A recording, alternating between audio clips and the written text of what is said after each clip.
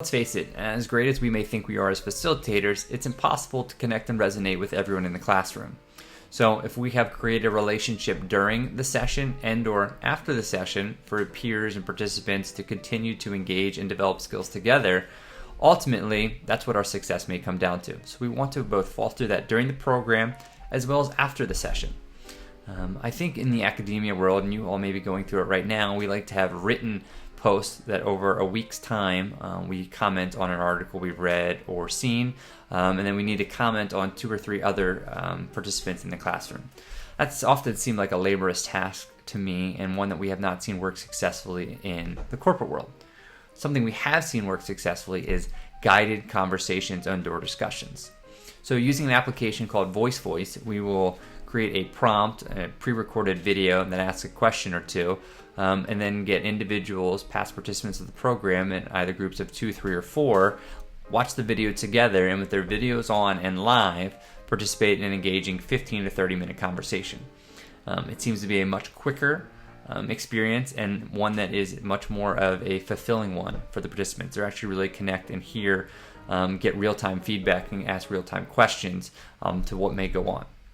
So totally random example we'll use is, let's say we just had a conflict resolution course and we discussed how controlling your emotions will often most positively impact the outcome.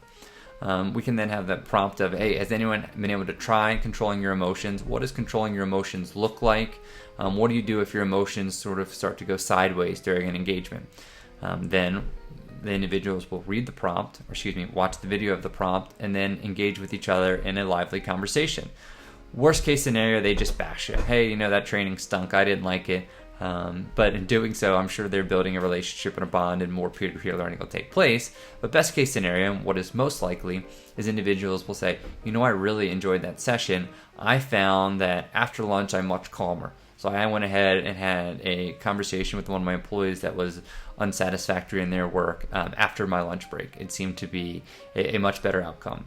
The conversation started going sideways for me, Deborah, and what I did is I said, let's pause here. I appreciate hearing you out. Let's reconvene tomorrow. Some tools we did to make sure we stayed level-headed during the conversation. That allows them to both learn from each other and continually build that bond.